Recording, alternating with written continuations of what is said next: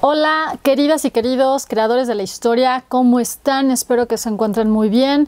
Pues ahora sí que nosotros los estamos saludando en esta edición especial de nuestros viajes virtuales que vamos a tener con ustedes. Ya varios de ustedes recordarán que desde el 2013, 2014 por ahí, ya hemos venido haciendo cada año la visita de las 7 casas, justamente en jueves, pero en esta ocasión, el día de hoy, el Viernes Santo, les queremos dar este recorrido.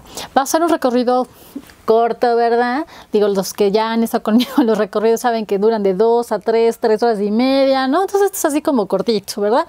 Pero la finalidad es justamente recuperar un poquito lo que no hemos podido hacer en todo este año, que es el estar en vivo, caminando, disfrutando, conociendo y pues ahora sí que dialogando como siempre lo hacíamos. Entonces por esta ocasión vamos a tener también el chat en vivo para que cualquier comentario, duda, etcétera que quieran ahora sí que hacerlo notorio o escribirlo, pues nosotros vamos a estar con ustedes, ¿vale? Y pues bueno, en esta ocasión vamos a hablar de una de las iglesias más importantes de América Latina o del mundo católico, que es nuestra preciosa Catedral Metropolitana de la Ciudad de México.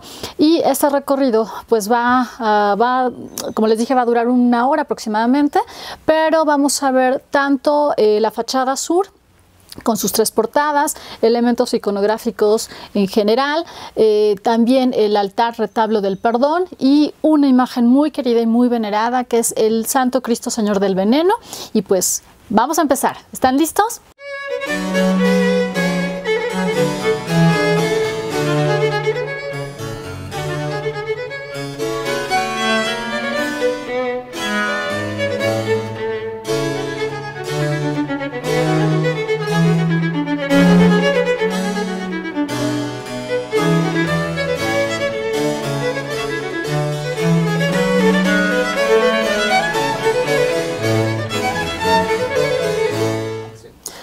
Pues bueno, ahora sí que ya estamos listos para empezar nuestra visita guiada virtual sobre lo que les decía, nuestra fabulosa Catedral Metropolitana.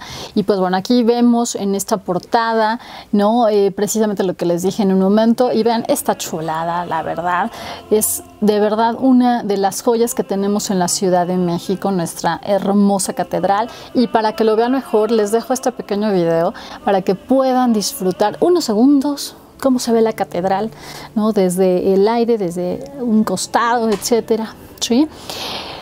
Y pues bueno, la verdad es que ustedes saben, la mayoría de los mexicanos que somos aquí chilangos, ¿verdad? Sabemos la ubicación de la Catedral Metropolitana, está en el corazón de la Ciudad de México, en el Zócalo, bueno, lo que ahora llamamos la Plaza del Zócalo, y que está abarcando prácticamente el área del Zócalo, pues el Palacio Nacional, el Palacio de Gobierno de la Ciudad de México, todo el Ayuntamiento, obviamente la Catedral y el Sagrario Metropolitano. Por mucho tiempo se pensó que la Catedral de México estaba encima del Templo Mayor. Aquí, como podemos observar, en el cursor, ¿sí? Está la catedral en este mapa y el Templo Mayor. Sabemos, obviamente, como les decía, que donde están más bien estas manzanas es lo que abarcaba la zona sagrada del Templo Mayor con los diversos templos y edificios que tenía, ¿no? Pero como les decía, por mucho tiempo se pensó que la Catedral Metropolitana estaba encima del Templo Mayor, hasta que en el siglo XX, gracias o debido a que los trabajadores de Comisión Federal de Electricidad estaban haciendo una excavación, descubrieron que, oh surprise, el Templo Mayor no estaba debajo de la Catedral Metropolitana, como la mayoría de las veces sucedía. Después de la conquista, los españoles construían un templo católico encima del teocalli o del templo que había estado en algún lugar, ¿no? Y bueno, pues resultó que entonces, como podemos ver, el Templo Mayor afortunadamente está en un lado y nuestra Catedral Metropolitana en el otro. Y aquí vemos justamente un hermoso, pues vamos a decirlo así, dibujo, recreación de la magnífica revista de Arqueología Mexicana, que me gusta mucho, por cierto, y se las recomiendo ampliamente, donde vemos precisamente el Templo Mayor con los dos teocalis dedicados a las dos deidades más importantes de México Tenochtitlan. Obviamente el teocali del sur estaba dedicado a Huitzilopochtli, el dios de la guerra y dios solar también, y el del norte a Tlaloc, el dios de las tormentas o de la lluvia, ¿no? Y obviamente también había otro tipo de edificios, como este circular, que estaba dedicado a Hecatl, Quetzalcóatl, el dios del viento en este caso, en una de sus formas o manifestaciones de Quetzalcóatl. Pero también vemos, por ejemplo, en esta otra imagen, la superposición, ¿no?, de los edificios de este centro o recinto sagrado del Templo Mayor sobre la traza urbana actual, contemporánea, que también es una imagen que viene en Arqueología Mexicana del número de septiembre-octubre de 1995. Y aquí, por ejemplo, alcanzamos a ver en azul la ubicación actual de la Catedral Metropolitana con el Sagrario, pero que, bueno, había otros edificios, ¿sí? Y, por ejemplo, estaba también el Huitzonpantli, ¿sí? Estaba también parte del juego de pelotita atrás, juego de pelota, no pelotita, ¿verdad? Aquí el templo de Hecatl Quetzalcóatl, y mucho más para el norte, ¿sí? Que ahora es la Casa de España, si mal no recuerdo, o más bien un centro cultural de España, ¿no? Más bien, está pues el vestigio del Calmecac, ¿no? El colegio, escuela de la nobleza, pero que también era donde se desarrollaban o estudiaban los sacerdotes, ¿no? Entonces, bueno, aquí nos da una idea más o menos de la ubicación de los edificios que había antiguamente en lo que es actualmente la Catedral Metropolitana, ¿vale? Ahora, les recuerden que la conquista de México Tenochtitlan, la caída de México Tenochtitlan y México Tlatelolco fue el 13 de agosto de 1521. Ahora sí que nosotros estamos conmemorando, todos los historiadores, todos los mexicanos, este evento, ¿no? Que tuvo obviamente sus momentos terribles, difíciles, nefastos para muchos, pero que no tenemos que verlo siempre o únicamente bajo esa perspectiva. Las conquistas se han hecho a lo largo del mundo en diferentes continentes, en diferentes épocas históricas. Por desgracia ha habido pueblos que han dominado a otros, otros que han sojuzgado a otros o se han enfrentado, etcétera, ¿sí? Y lo más bien tenemos que verlo como ahora un proceso que se dio hace 500 años y que lo conmemoramos, no lo celebramos, más bien lo conmemoramos, lo recordamos, porque de ahí surgimos nosotros, los mexicanos. Nosotros no estaríamos aquí si no se hubiera gestado esta situación, con sus pros y sus contras, ¿sí?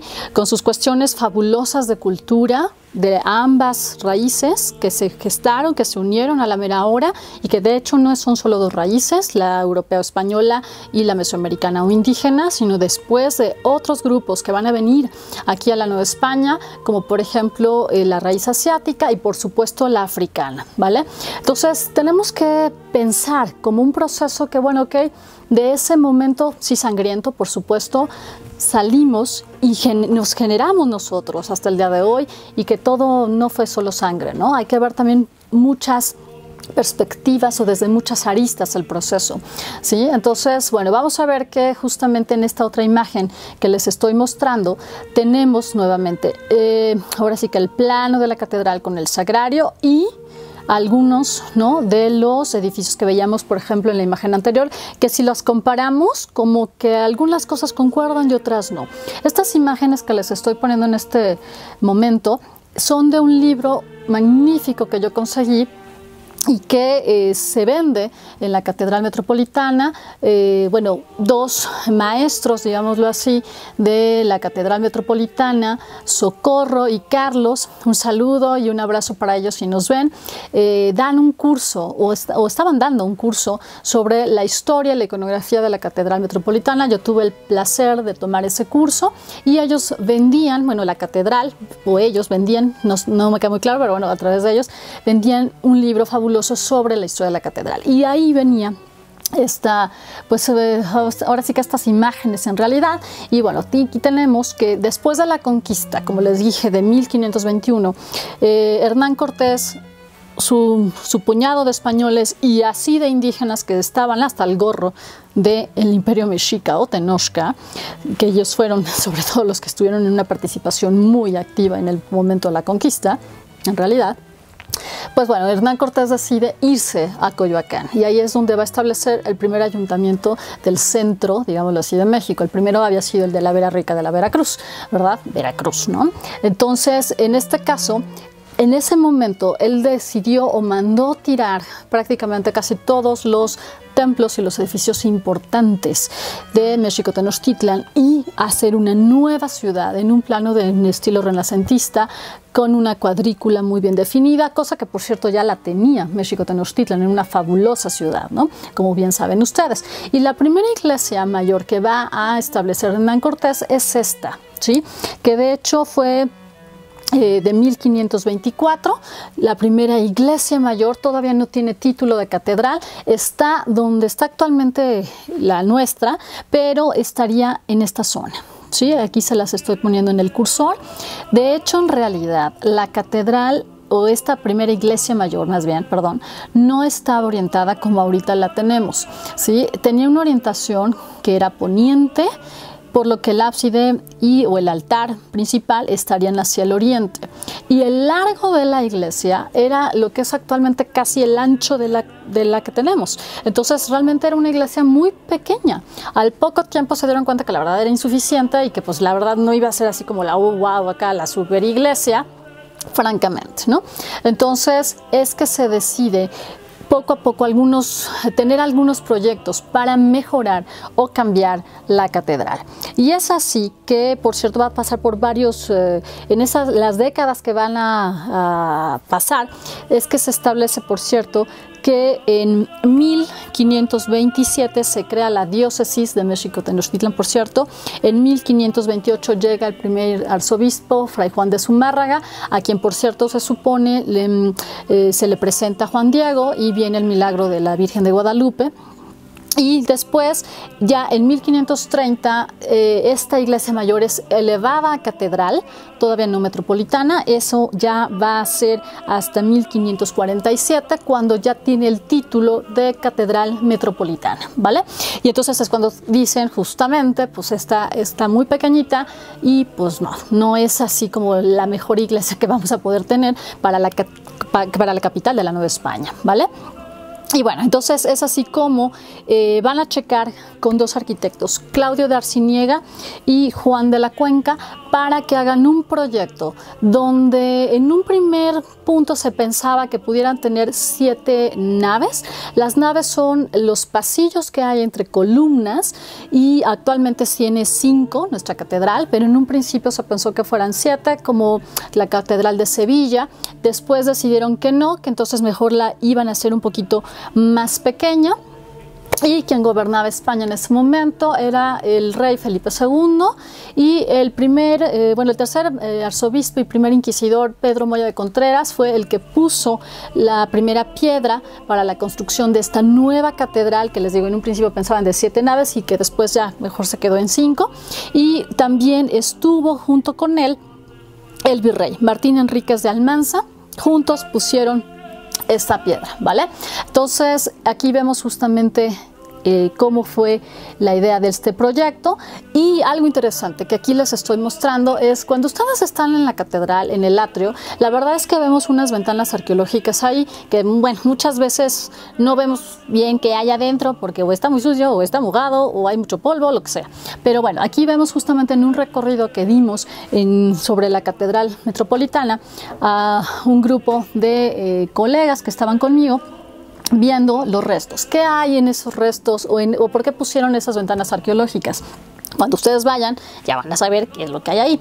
Pues bueno, en realidad justamente hay vestigios de esta primera iglesia mayor o esta primera catedral que fue de 1524, incluso todavía con algunos cambios de agregados, ¿no? Por los 50, etcétera, pero que en realidad se ve eso. Ahora, unos dicen que es la catedral o esta iglesia mayor, otros dicen que no, que quizás posiblemente son la casa o del sacristán, etcétera, qué sé yo, o algún edificio anexo a la catedral. Pero bueno, la verdad es que es parte de la antigua iglesia mayor o la primera de 1524 y van a alcanzar a ver, por ejemplo, cachitos o fragmentos de talavera, de ladrillo, etcétera, ¿no? Entonces, bueno, vale la pena para tener una idea de cómo pudo haber sido o visto, ¿no? En un momento dado esta primera iglesia mayor, ¿va? Y pues bueno, ahora sí que aquí les muestro este mapa, digámoslo así, de la época, que es del siglo XVI, justamente donde alcanzamos a ver, aquí donde se los estoy marcando con el cursor, pues esta iglesia mayor, ¿sí? Ahora, vean, por ejemplo, todos los edificios que están alrededor, como este de acá, ¿sí? Entre otras cosas, esta sería como la Acequia Real. Este sería el antiguo Palacio de Axayácatl, que bueno, después se hizo hasta el siglo XVIII realmente el Monte Pío, lo que actualmente es el Monte Piedad. Acá hubieran estado las casas de Moctezuma, Moctezuma, etcétera, ¿sí? Entonces, lo que es ahora, pues el Palacio Nacional, entre otras cosas, ¿sí? Entonces, para el norte estaría hacia acá arriba y el sur, pues acá donde está la Acequia Real, que ahora sería pues 16 de septiembre y Corregidora, ¿sí? De un lado y del otro. Y aquí vemos esta iglesia mayor que es muy pequeñita y vean todo, tiene una, pues ahora sí que un estilo muy medieval los edificios y de hecho justo el primer cronista del siglo XVI de la Ciudad de México, que era un vecino de aquí, habla y señala que precisamente todas las casas y los palacios que se empezaban a hacer eran así, como muy de corte medieval, porque bueno, si todavía estaba el temor, ahí el temorcín, ¿no? De que a lo mejor hubiera un levantamiento en contra de los españoles, ¿no? Cosa que bueno, no se generó, no se dio realmente después. Y pues bueno, ¿vale? Este es otro plano que les muestro ya del siglo XVII al siguiente siglo, donde se ve la Plaza Mayor. Obviamente no se llamaba Zócalo, eso fue hasta el siglo XIX. Y aquí vemos que este plano fue de Juan Gómez de Trasmonte de 1628, un año antes. De que pasara una de las tragedias más importantes que ha tenido la Ciudad de México, que fue la terrible inundación de 1629, que duró, o la ciudad estuvo inundada por 5 años. Llovió, no me acuerdo si fueron como 72 horas seguidas, mañana, tarde, noche, mañana, tarde, noche, mañana, tarde, noche, y piensen, o sea, nosotros estábamos en una cuenca lacustre, o sea, un lago, ¿vale? Donde no era fácil la salida de agua más que por evaporación o filtración. E incluso ríos que venían de las montañas cercanas llegaban a desembocar también aquí en el lago, ¿sí? En el lago de Texcoco, que era el principal, pero recuerden que había otros 4 más, el de Zumpango y Xaltocán hacia el norte y el de Chalco y Xochimilco hacia el sur, ¿no? Entonces, bueno, la verdad es que estuvo terrible. Todas las descripciones que hablan de esta inundación fue oh my God, estuvo muy mal. Imagínense, prácticamente la ciudad se inundó casi 2 metros. Entonces prácticamente las casas que eran de un piso, ¡ay!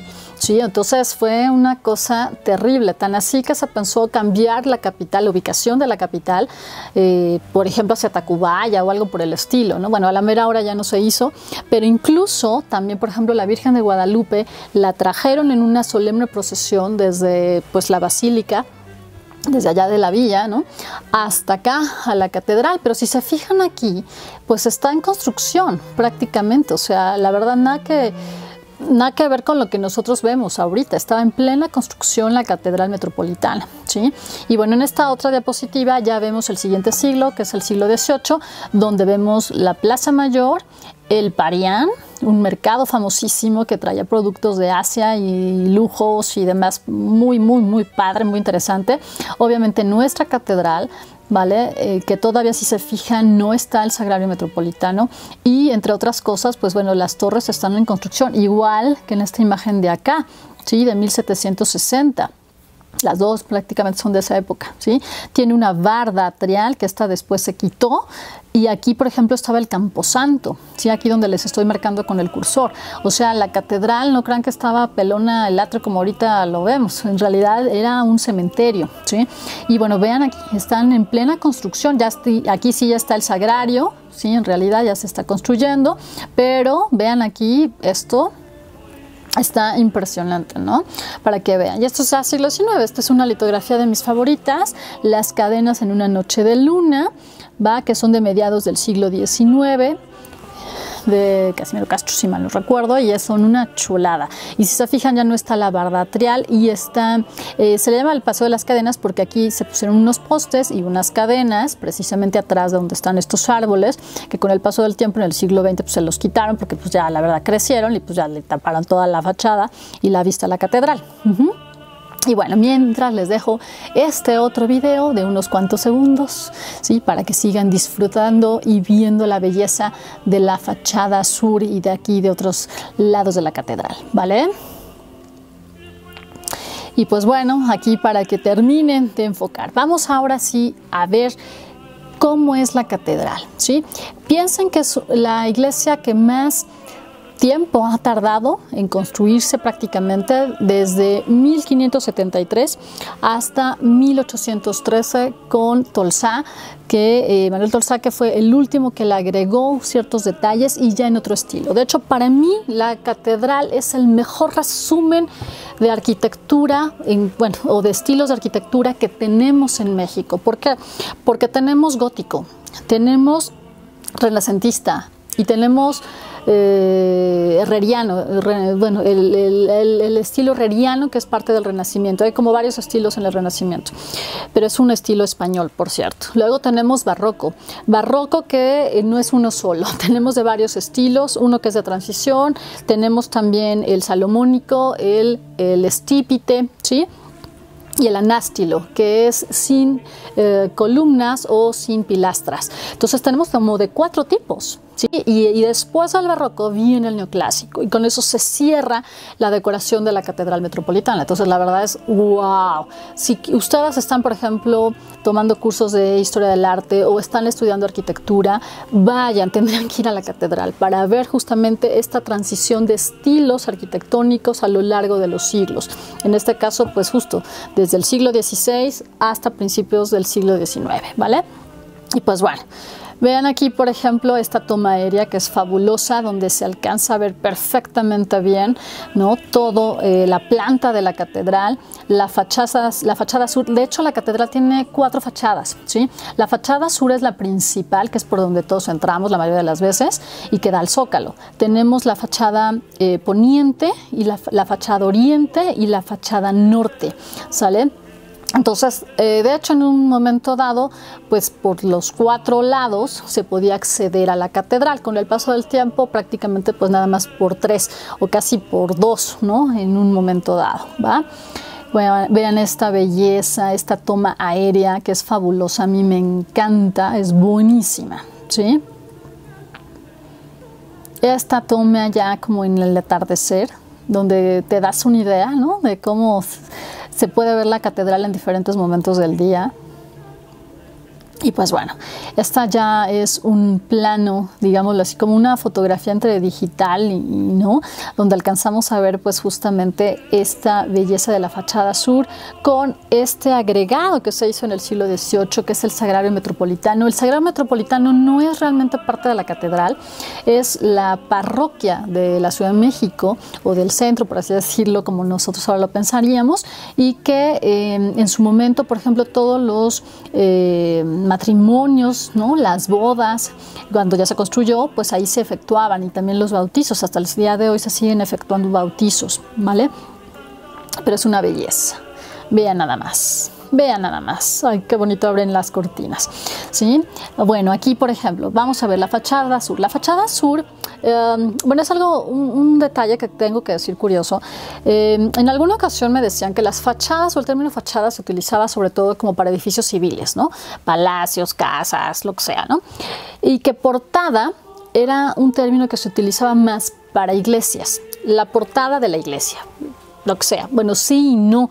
En realidad, viéndolo con otros historiadores del arte, colegas, etcétera, se pueden ocupar los dos términos en un momento dado. No es incorrecto, solamente que portada hace referencia a donde está la puerta o portal justamente de acceso. Entonces, en este caso, por ejemplo, la fachada sur, ¿sí?, en realidad tiene 3 portadas.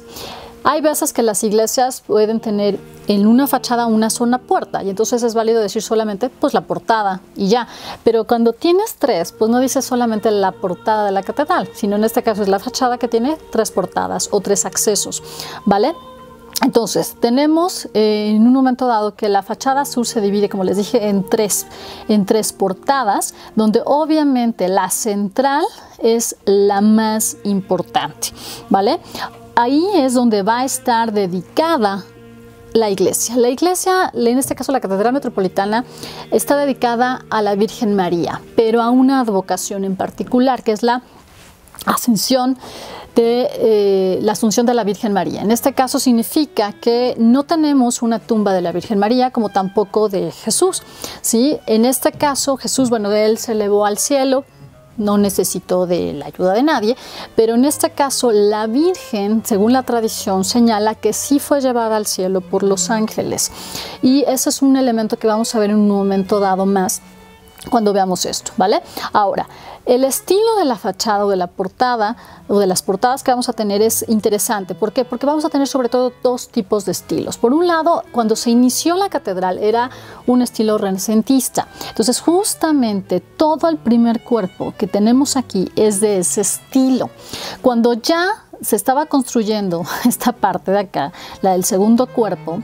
Cuerpos son las divisiones horizontales que puede tener, por ejemplo, tanto una fachada como un retablo, y calles son las divisiones verticales. En este caso, bueno, no vamos a hablar exactamente de calles, pero que bueno, que sí se puede aquí hasta cierto punto, pero bueno, en realidad ahorita vamos a hablar de los cuerpos. Y si se fijan, toda esta parte de aquí, con este arco de medio punto y otros elementos que tenemos aquí, es en estilo renacentista, pero ya para el siglo XVII, que es como cuando se hizo esto, es el segundo cuerpo, y están estos magníficos relieves en mármol que son de Miguel Jiménez del siglo XVII, como les digo, pues la verdad ya es otro el estilo, ya no era renacentista, en este caso ya era barroco. Y pues bueno, la verdad es que sí se nota la diferencia. Y están así que tenemos aquí estas columnas que son en estilo salomónico, ¿vale?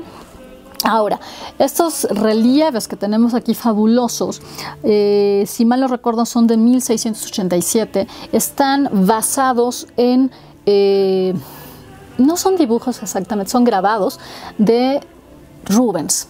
Pedro Pablo o Peter Rubens, que era un magnífico pintor, famosísimo flamenco de Flandes, y prácticamente muchas de sus obras no vamos a decirlo exactamente copiaron, bueno, sí, hasta cierto punto, ¿no? En los retablos o en pinturas en diferentes lados, por ejemplo, como en este caso en la Nueva España. Entonces, estos fabulosos relieves están inspirados en las obras de él, ¿sí? Entre otras cosas. Ahora, vamos a ver esto de la fachada sur. Les pongo aquí estas 2 imágenes. Por un lado, tenemos este esquema donde vamos a ver a quiénes están representados en las 3 portadas, y esta imagen que les va a ayudar como a acercarnos, ¿vale? Entonces, la portada principal o la portada mayor vamos a tener en este caso a San Pedro y a San Pablo, ¿sí? Por cierto, vamos a tener aquí un letrero que dice 1672, que fue cuando se terminó de construir la catedral por dentro, ¿sí? ¿Por qué? Porque todavía se siguió hasta, como les digo, hasta 1813 por fuera, ¿no? Ya los últimos detallines se dieron hasta ese momento, ¿vale? Vamos a tener que, obviamente, tenemos en el cuerpo superior o en el segundo cuerpo la Asunción de la Virgen, que es ella la patrona de la catedral, a ella está dedicada, ¿sí? La catedral. Y luego tenemos del lado izquierdo, en la portada lateral, que es donde está una nave procesional. Tenemos aquí en este relieve, ¿sí?, la entrega de las llaves a San Pedro. Vamos a ver a Cristo entregándole las llaves a San Pedro, y de este lado vamos a tener otro relieve que es la nave de la iglesia, donde la nave va a representar a la iglesia misma, ¿sí?, como salvadora de las almas y demás, ¿vale? Vamos a tener que en la parte superior, como remate, tenemos tiaras papales, ¿sí? Cosa muy interesante, aquí vamos a tener en un óvalo un águila, que es como pues mexicana, ¿no?, justamente, y va a rematar con un rectángulo cuadrado con un reloj, que los relojes son más bien ya como del siglo XIX, y hasta el final estaban 3 virtudes teologales de Manuel Tolsán, ¿vale?, entre otras cosas, ¿vale? Obviamente a ambos lados de estas portadas pues estarían justamente las bases de las torres que dan a los campanarios y que rematan justamente en una hermosa forma de campana. Y pues bueno, aquí vamos a tener este acercamiento, ¿no? Vean la belleza de los detalles realmente, las cornisas, también elementos que vamos a tener aquí como estos frontones, como frontón circular hasta cierto punto, ¿sí? Tenemos estas balaustradas que son como si fueran pasamanos, ¿no?, digámoslo así. Estos se llaman así balaustradas, y que son preciosas en un momento dado, la verdad. Vean aquí estos acercamientos para que puedan ver la belleza justamente de estos detalles que tenemos aquí. Y que bueno, pues precisamente lo que les decía, aquí tenemos, de este lado tenemos a San Pedro, que casi siempre va a traer, por ejemplo, las llaves justamente, ¿no? Las llaves, puede ser, unos dicen que es de la iglesia, otros dicen que del cielo, ¿verdad? Pero bueno, y acá tenemos a San Pablo. De hecho, todas las 4 esculturas que vamos a tener en la fachada principal, ¿sí?, o en la portada mayor, más bien, son discípulos de Jesús. Ojo, obviamente San Pablo no fue discípulo de Jesús, no lo conoció, pero como hizo una función de difundir el evangelio, es como si fuera considerado pues algo así. También se toma a veces como si fuera discípulo de Jesús, aunque obviamente no lo conoció, ¿vale? Y luego acá arriba tenemos del lado derecho, viendo, bueno, de frente es nuestro lado derecho, tenemos a San Andrés Apóstol y acá a Santiago el Mayor, ¿vale?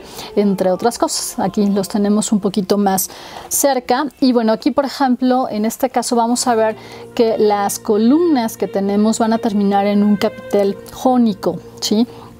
Y se le llaman columnas tritóstilas, en este caso porque están divididas como en 3 secciones, ¿va? Entonces esto es muy típico, por ejemplo, del siglo XVII también, entre otros detalles, ¿vale? Vean este acercamiento. Ahora sí, como parte de la iconografía que les puedo decir es, cuando tú ves justamente a la Virgen en un rompimiento casi siempre, de gloria, o sea, con luz, ¿no? Una luz fabulosa que está atrás, con ángeles, y en este caso ángeles músicos, porque ellos están alabando a Dios. Entonces, cuando vemos justamente a estos ángeles, están cantando, están alabando a Dios, ¿sí? Cuando los vemos como ángeles músicos con instrumentos musicales, y aparte obviamente ven cómo están subiendo a la Virgen, y abajo vamos a tener a los apóstoles. Casi siempre también se va a representar a veces, ¿sí?, el cuerpo de la Virgen así como si estuviera, como si fueran 2 escenas, ¿no? Pareciera como que se murió y al mismo tiempo es llevada al cielo, ¿no? Entonces a veces se juega con eso, o a veces solamente están los apóstoles y están viendo, ¿no?, el suceso. Y bueno, como les decía, remataba la portada principal o mayor, que por cierto, esa portada solo se abre para eventos especiales. Creo que hace como 2, 3 años, 4, ya no me acuerdo, se abrió esa puerta. Se abre, por ejemplo, cuando llega un arzobispo o un obispo, si es que llega el papa, cuando es se llama la puerta jubilar, por cierto, y en este caso es, como les digo, solamente para eventos especiales que se llega a abrir. En realidad casi siempre va a estar cerrada, ¿va?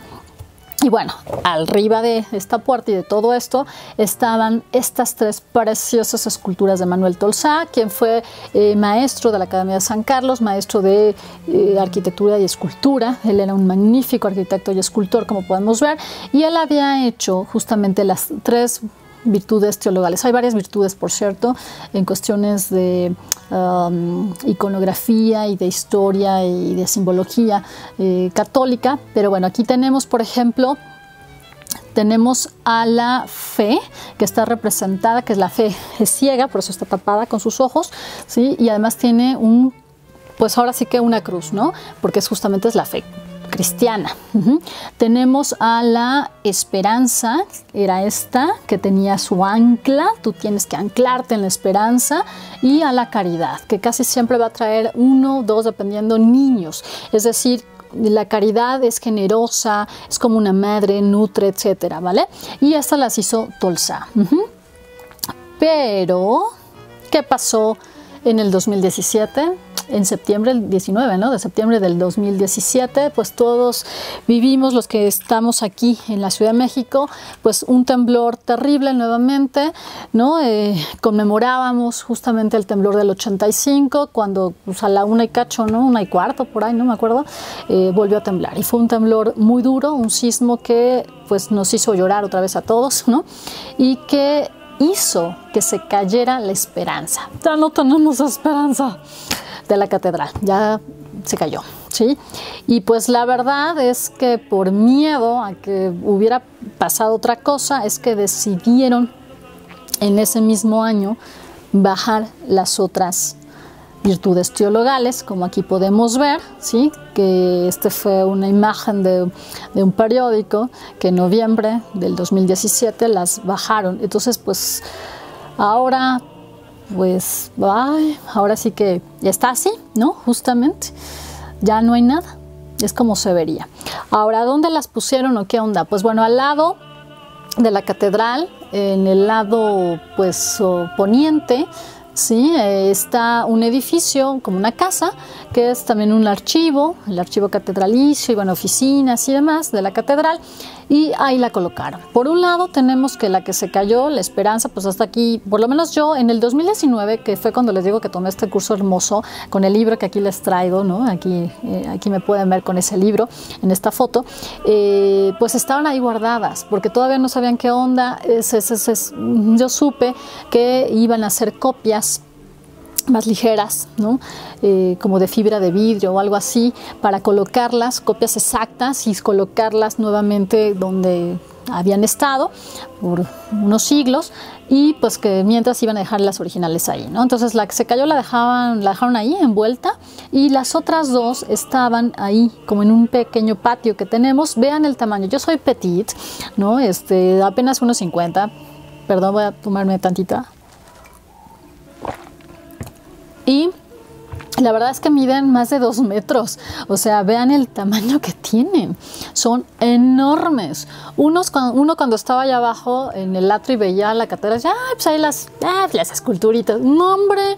Igual, todas las esculturas que por ejemplo están en los campanarios, que algunos son de doctores de la iglesia y demás, no hombre, son igual, como de 2 metros y cacho, 2 metros y medio, casi 3, son gigantes, son muy grandes y son preciosas. Vean aquí otras tomas de ellas para que las puedan ver. Don Carlos, uno de los maestros que nos dio el curso, fabuloso, un señor muy interesante, igual que Soco. Y bueno, vean aquí esta belleza, ¿vale?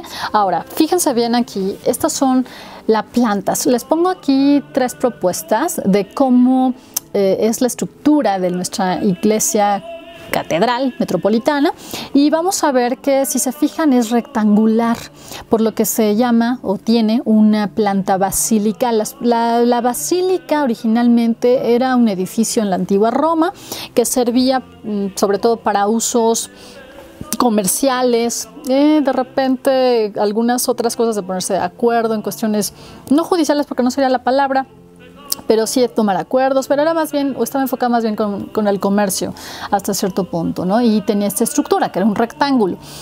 Para las iglesias comúnmente se ocupan tres tipos de plantas. Esta, que es la basilical, que es un rectángulo. Otra que se le llama de cruz latina, porque justamente tiene la forma de la cruz en la que fue crucificado Jesús. Y otra que es de cruz griega, donde sus cuatro lados son iguales y forman más bien un cuadrado más que un rectángulo.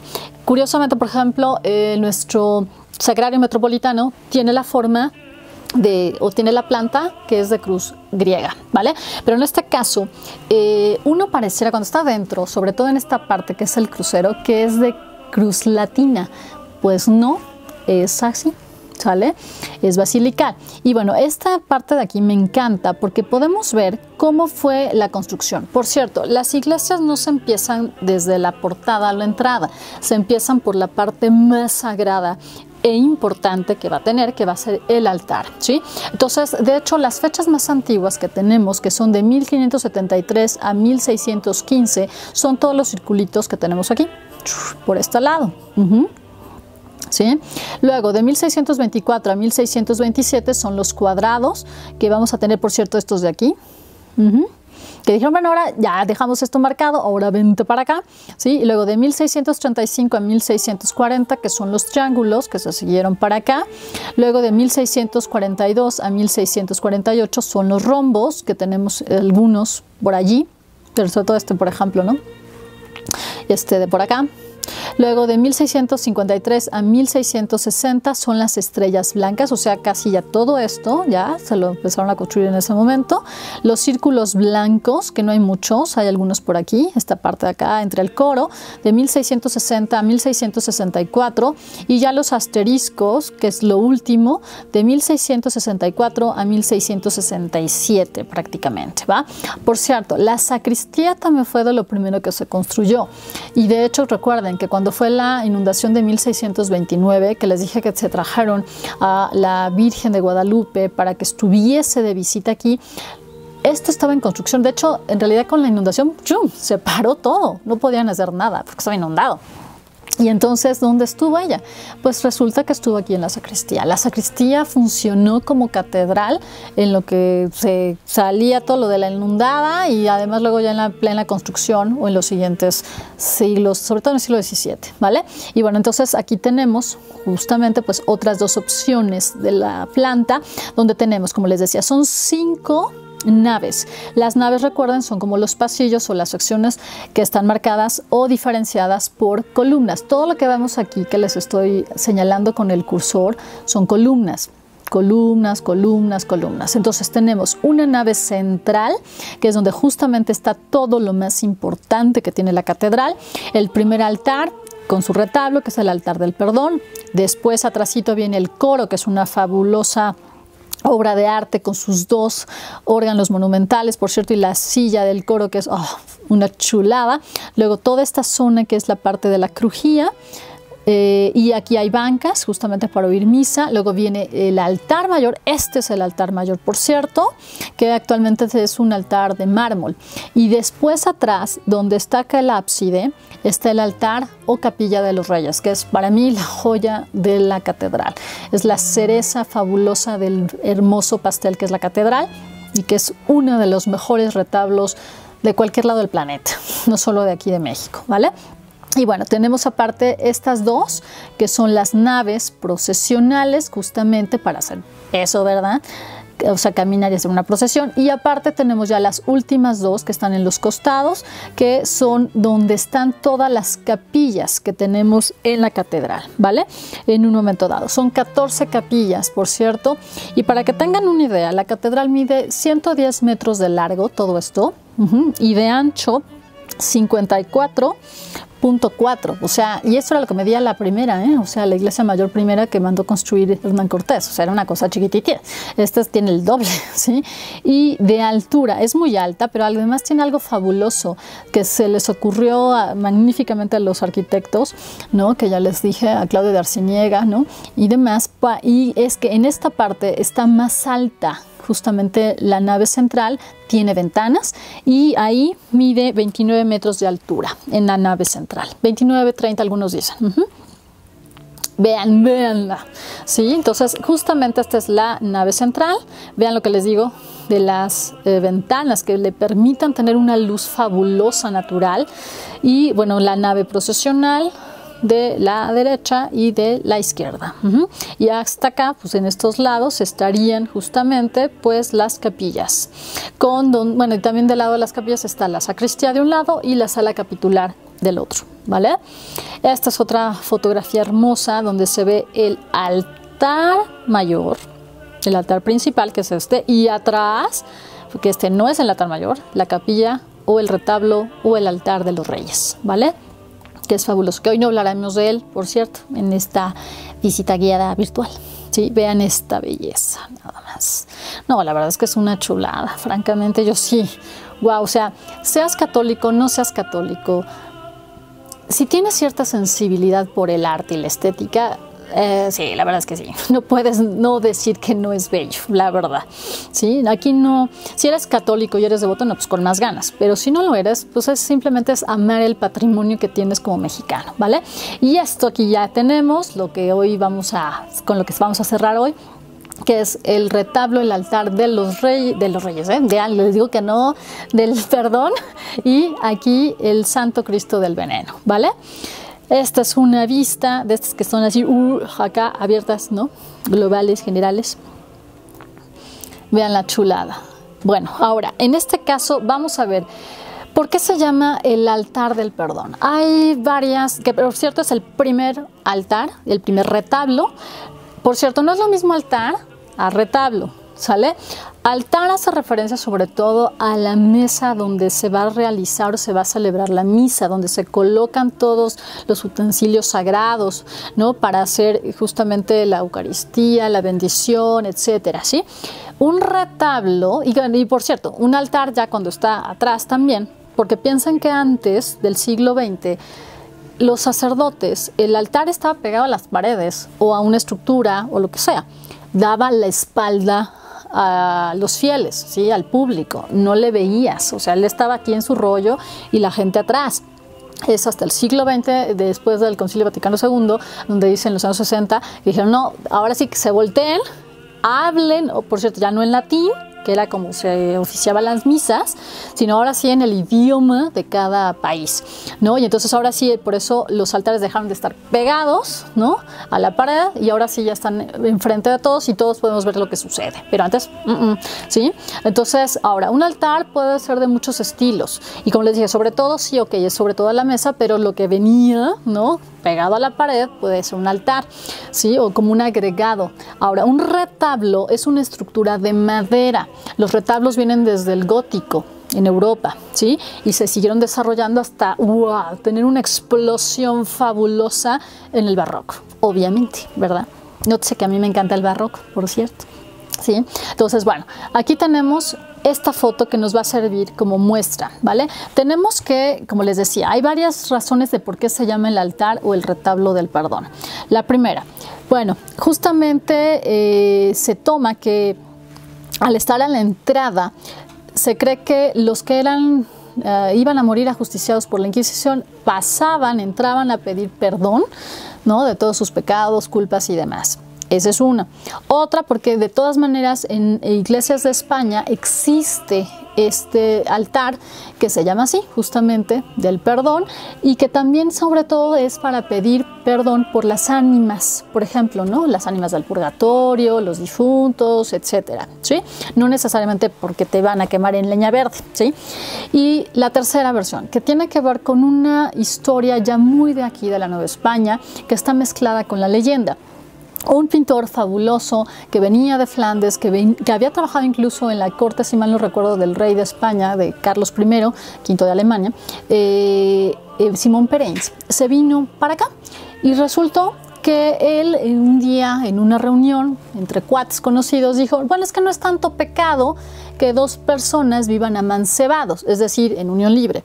Pero en cambio, si está terrible, ¿no? Que dos personas que sí estén casados, pues se le pongan el cuerno, ¿no? No, pues tenía un enemigo.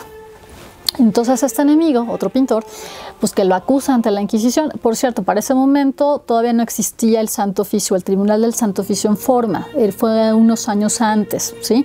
Había otro tipo de Inquisición acá. Sí, antes de que viniera don Pedro Moya Contreras, como les decía que fue el primer inquisidor, antes de él hubo otro tipo de inquisición, ¿vale? Como por ejemplo la arzobispal, obispal, etcétera, ¿no? Y bueno, entonces resulta que acá a Simón Pereins, pues que lo encarcelan, le dicen, a ver, ven para acá, ¿cómo que andas diciendo que esto no es pecado? No, pues es menos que el otro. Pues no, porque estás atentando contra uno de los principios básicos que es el matrimonio, ¿sí? Entonces, pues, ¿cómo, compañerito?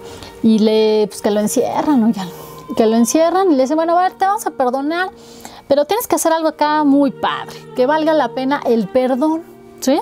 Y dicen, ¿no?, que según, es una leyenda bonita, ¿no?, que de la puerta, ¿no?, donde estaba él encerrado, que pintó una virgen hermosa, preciosa, que entonces cuando lo vio dijeron, oh, wow, no, pues sí, te perdonamos.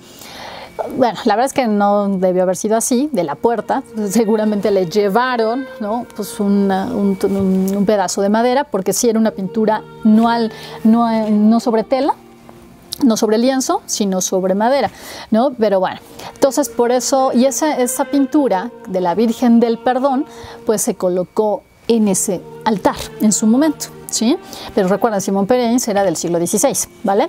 Entonces, bueno, ahora sí que en ese sentido, pues eso era como el por qué se llamaba del perdón en un momento dado este retablo, este altar, ¿vale?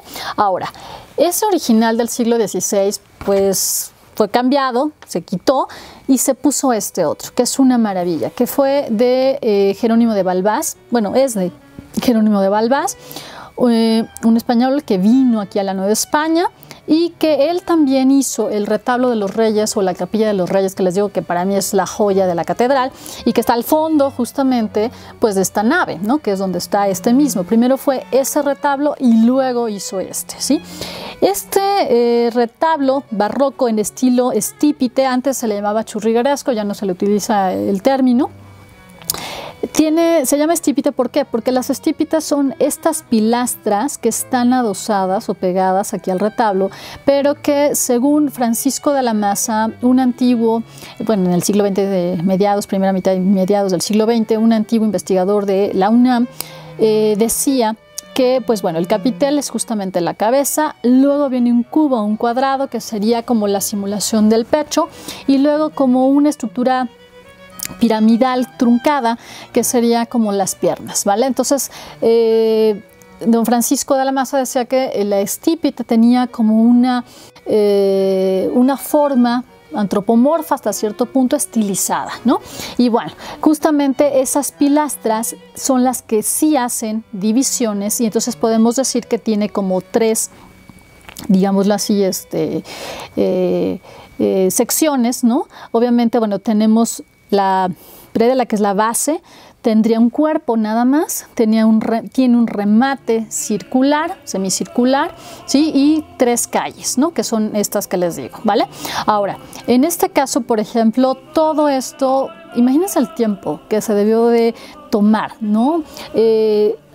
Hacer un retablo para mí es una cosa grandiosa, porque justamente te habla de muchos pasos, muchos procedimientos, y estamos hablando que en la Nueva España había justamente estos como gremios que se dedicaban a cada sección. El maestro arquitecto, que se encargaba de Jerónimo de Balbás de diseñarlo. Luego el maestro dorador, ¿no?, con todo su equipo o su taller para dorar con hoja de oro de 24 quilates, que tiene varios pasos o procedimientos a seguir.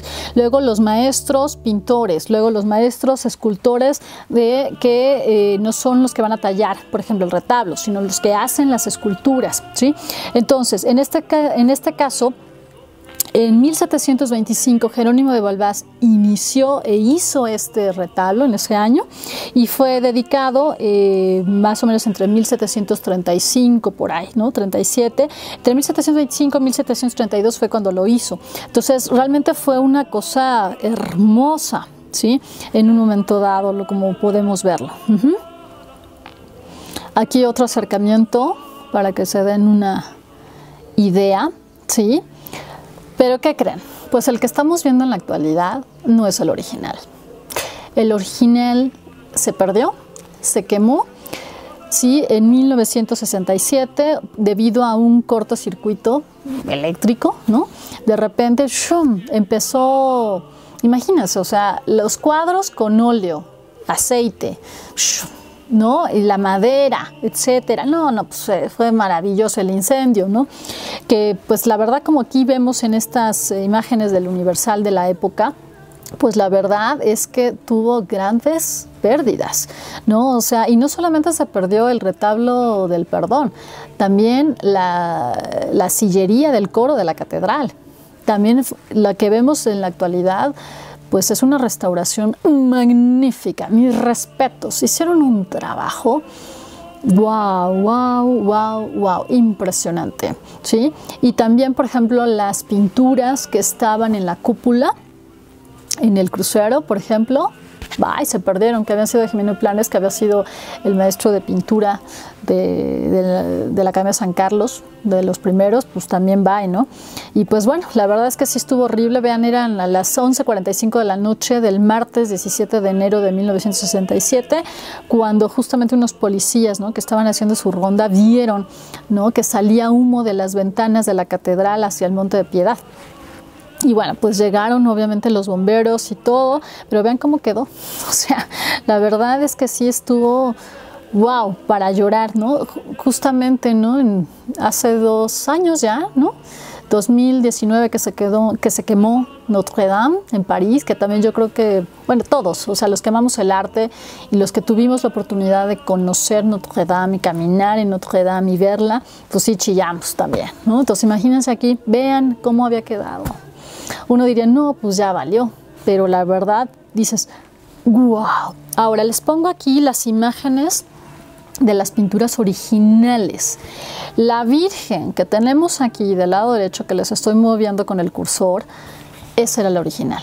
La llamada Virgen del Perdón, pintada por Simon Pereins, que se perdió, obviamente, ¿sí? Digo, los fragmentos que quedaron y todo, bueno, sí fueron guardados por el INA, etcétera, ¿no? Pero bueno, es lo que veíamos originalmente, pues ya no está. Este Cristo, este santo o sagrado rostro, también se perdió. Y este era un San Sebastián que estaba en la parte de arriba, ¿sí? Aquí estaba la Virgen del Perdón de Simon Pereins, el Divino Rostro que estaría aquí atrásito, ¿sí?, del altar. Y esto. Obviamente pues ya no está ninguna de esas, aunque la verdad tuvieron el magnífico tino, y aquí les pongo el antes y el ahora, ¿sí?, o el después. Como vemos actualmente el retablo del Perdón, que es una maravilla, o sea, de verdad tú pensarías, pues wow, o sea, no pasó nada, no hubo ningún incendio, ¿no? Y pues sí. Pero también se sabe que por magníficas fotografías, incluso del papá de Frida Kahlo, don Guillermo Kahlo, es que tomó fotos en la época de Porfirio Díaz para celebrar el centenario de la independencia, que tomó fotos de muchos lados y muchos monumentos de México, y se sabe que también los restauradores del INA y demás ocuparon mucho de esas fotos para ahora sí que renacer prácticamente, o rehacer tanto el retablo como la sillería del coro, ¿no? Y la verdad, mis respetos, o sea, hicieron un trabajo excepcional y buscaron justamente pinturas. Unos dicen que sí puede ser de Pereins, otro que es de, a lo mejor anónimo, porque es del siglo XVI. Y en este caso ya no está obviamente San Sebastián, sino una María Magdalena, ¿sí? Es ahí un divino rostro, por cierto, ¿vale? Ahora, por cierto, todos los personajes que vemos aquí de la iglesia son sobre todo miembros del clero secular. Este retablo en particular está dedicado al clero secular. Recuerden que en la iglesia hay 2 tipos de cleros, el clero regular y el clero secular. El clero regular son todas las órdenes monásticas, femeninas y masculinas, que viven bajo una regla. Por eso es clero regular, porque están regulados por ciertas reglas, ¿no? Carmelitas, franciscanos, dominicos, jesuitas, etcétera, ¿sí? o Compañía de Jesús. Y el clero secular son los que pertenecen justamente a las arquidiócesis, son los que son los sacerdotes que tienen parroquias, los obispos, arzobispos, todos ellos, ¿vale? Y aunque está dedicado principalmente al clero secular, hay dos miembros que son de órdenes religiosas, ¿sale? Pero bueno, ahorita los vamos a ver. Para que tengan una mayor idea, aquí está justamente la lectura que les ofrezco. Sí, que bueno, tenemos, por cierto, este hermoso cuadro que ahora tenemos en lugar de la Virgen del Perdón, es el descanso de la Sagrada Familia en la huida a Egipto, ¿sí? Y lo que les decía, Santa María Magdalena, y también hay otro divino rostro, pero bueno, no es el original. Y tenemos del lado izquierdo a San Pedro de Arbures, más para acá a San Felipe Neri, que bueno, es una orden religiosa en realidad, es fundador de una orden religiosa, los filipenses, y en este caso tenemos a San Zenón y de este lado a San Cayetano.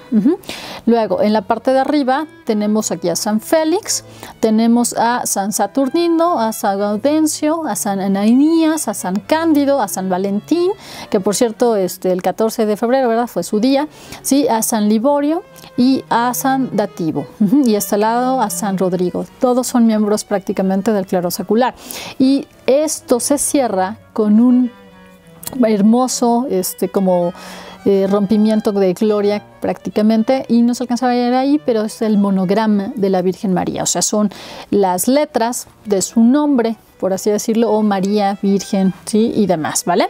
Entonces vean esta belleza, la verdad que es fabuloso. Vean esta toma para que tengan una idea. Aquí, por cierto, estaba abierta la puerta, ¿sí?, central, y por eso hay más luz. Y aquí estamos justamente también en una explicación, en un recorrido más. Estas fotos también son nuestras. Y vean esto, ya nos vamos acercando al final de nuestra visita guiada virtual con algo que es delicioso. Es una leyenda de la época virreinal, que yo me la sabía desde que ya sabía leer y escribir, y que me chuté los libros de leyendas que me regaló mi abuela, ¿verdad? Y aquí está, es el Santo Cristo Señor del Veneno. Y pues bueno, justamente esta escultura que tenemos aquí es una de las más queridas que hay en la Catedral Metropolitana. Es un Cristo negro, como se pueden dar cuenta, y que tiene una posición muy particular. O sea, es un Cristo diferente, ¿no?, al que podemos ver en cualquier iglesia o incluso en la misma catedral. Entonces, ¿por qué es así? ¿No? ¿A qué se debe? Vean estas fotos que encontré, que están hermosas, donde hay un acercamiento del rostro y que nos permite verlo, ¿no? Tiene una peluca, ¿no?, obviamente también para taparle el cráneo, y esta hermosa, por ejemplo, bueno, tiene varias, ¿no?, coronas de oro, y es una belleza, ¿sí? Pues bueno, aquí ya viene uno de mis meros moles, ¿verdad?, que son las leyendas y así los chismes históricos y otras cosillas. Pues bueno, tenemos aquí que esta leyenda del Cristo dice que había un hombre devoto. Unos dicen que era, como aquí vemos en esta ilustración, que por cierto es de un cómic.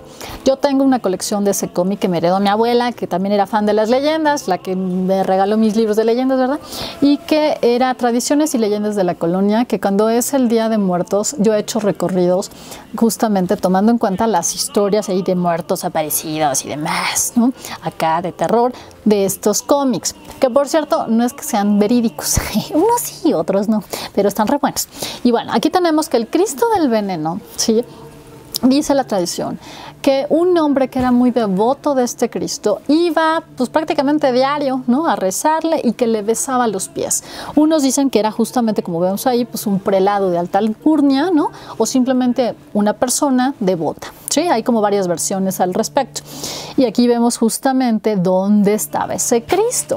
Este Cristo, el Santo Cristo del Señor del Veneno, no era de la catedral, pero pues la verdad es que por su importancia después fue llevado a la catedral, que ahorita vamos a seguirle. Y resulta que este hombre tenía un enemigo, y este enemigo dijo, no, pues ahora sí que esta persona sabe mucho de mí y me va a meter en líos, así que lo voy a matar. Pero no lo puedo matar tan directo, porque como ya saben que soy su enemigo, pues obviamente van a ir directos sobre mí. Tengo que buscar la manera de cómo hacer que muera, y que se vea como un accidente o que no me vea yo como el responsable. Y dijo, ¿qué haré? ¿Qué haré? ¿Qué haré? Y entonces empezó a ver todos sus movimientos hasta que un día dijo, pues diario va a esta iglesia, a Portacelli, ¿verdad? Portacelli. Y siempre va con ese Cristo y lo besa, le besa los pies. Ya sé, voy a pedir que me hagan un veneno súper potente para que lo unten ahí. Digo, no puedo estar yo porque bueno, otra vez es como si yo mismo ahí me pusiera, ¿verdad? Pero voy a ver, voy a sobornar o le voy a pedir a alguien que me le ponga ahí el veneno y que entonces este hombre llegue, lo bese y al poco tiempo se va a morir. O sea, no va a pasar de un día. Me cae, me gusta la idea.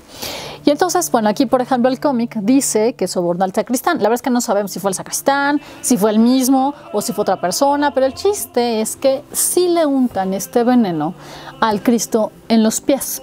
Y entonces se supone que esta persona también se espera, a lo lejos ve, ¿no? A ver qué onda, qué pasa, ve que llega este individuo, se hinca como vemos en la imagen, lo hace sus oraciones, ¿no? Y todo lo demás. Aquí me ando regresando, ¿verdad? Y ya, cuando ya le besan los pies al Cristo, viene el milagro. Y es así como de estas historias tan bonitas, tan luminosas, ¿no? Que es de esas leyendas, porque esta sí es una tradicional leyenda virreinal, o de la colonia, de aquí de la Nueva España.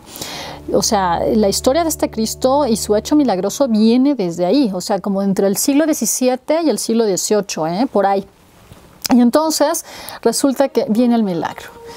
El Cristo empieza, ¿sí?, a levantar las piernas. Unos dicen que en realidad no lo besa o estaba a punto de besarlo, que por eso contrae las piernas, se enchueca, pues, y él absorbe el veneno.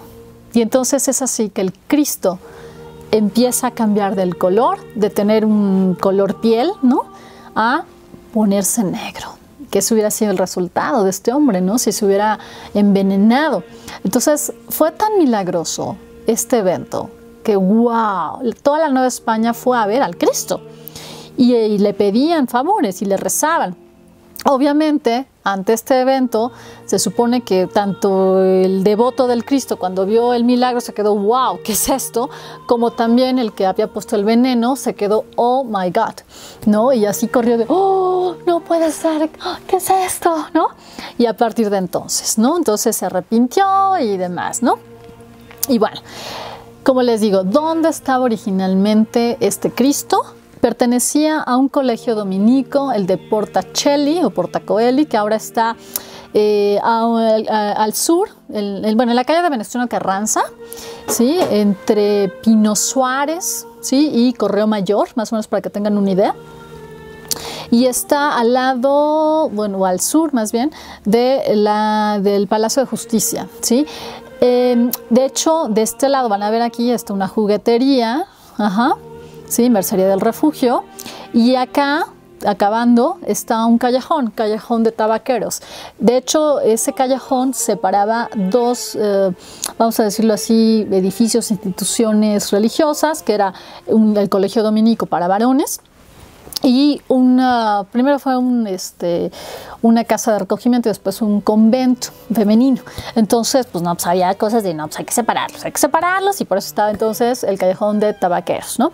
Y bueno, esta obviamente ya es su portada de estilo neoclásico, obviamente seguramente no estaba así, debió haber sido barroca cuando estaba el Cristo, y aquí era donde realmente sucedió el milagro. Obviamente ahora en la iglesia pues hay una copia del Santo Cristo del Veneno, posiblemente donde estaba, a lo mejor lo acercaron, y la iglesia es que la verdad tuvo muchas modificaciones ya en cuestión de estilo y de decoración, porque le vemos ahí ya una decoración que, si mal no recuerdo, es en realidad del siglo XX, y es como un estilo, ahora sí que de arte bizantino, ¿no?, por así decirlo, ¿no? Ahora, por cierto, en el 2018 el Cristo fue sacado de la catedral. ¿Por qué? Porque el INAH y Banamex y no sé quién más, o la UNAM, hicieron la restauración del Cristo. Se dieron cuenta que el Cristo estaba hecho en pasta de caña y que tenía ya problemas con bichitos, ¿no? Ya saben, estos que comen, ¿no? La madera y demás. Entonces se lo tuvieron que sacar, se lo llevaron y fue obviamente un momento muy solemne también. Por eso, si ustedes recuerdan y anduvieron en el 2018 visitando la catedral, a lo mejor no lo vieron, ¿sí? Porque no estuvo un pequeño tiempo, ¿sí? Entonces, bueno, aquí vemos estas imágenes justamente de esta restauración, un acercamiento que vale mucho la pena de su hermoso rostro, es muy fino, ¿no? Realmente, su carita, aquí justamente las partes que estaban dañadas, etcétera, ¿no? Y pues, como ven, con esto prácticamente terminamos nuestra visita guiada. Espero que la hayan disfrutado, espero que esto les anime a, en un momento dado, valorar el patrimonio que tenemos, no importa si es civil, si es religioso, de qué índole, pero sobre todo en esta ocasión, que es Semana Santa, que nos lleve como una introspección y estar en paz y estar en mejor. Y bueno, justamente pues el arte eclesiástico que tenemos en la Ciudad de México y en todo el país es fabuloso. Vean, con esto vamos a ir cerrando, con estas imágenes que les presento. También de los recuerdos, muchas gracias a todos los que nos han acompañado en estos 9 años, prácticamente desde el 2012 para acá, en los diferentes recorridos que hemos diseñado para ustedes, donde hablamos de arte, cultura, historia, patrimonio, que es lo que nosotros como historiadores queremos hacer, ¿no? Difundir, y que nosotros como mexicanos nos sintamos orgullosos de todo lo que tenemos y que personas de otros lados del planeta que vengan, pues son bienvenidos y también disfrutan con nosotros esto que tenemos y lo cuiden y lo valoren. Y pues nada, aquí muchas gracias a todos los que nos han acompañado, como vemos en todos estos recorridos diversos de la Catedral Metropolitana. Escogimos solamente fotos que han sido de la catedral. Pues muchas gracias, que pasen muy buenas noches y nos estamos viendo pronto. Que estén muy bien. Les mandamos muchos besos, abrazos y saludos, y si les gustó este video, por favor, dale like, compártelo en tus redes sociales y te invitamos a que te suscribas, porque eso nos ayuda mucho a seguir haciendo contenido de valor y pues bueno, a seguir disfrutando. Y recuerda que también tú eres el creador de la historia. Nos vemos. Muy buenas noches. Gracias.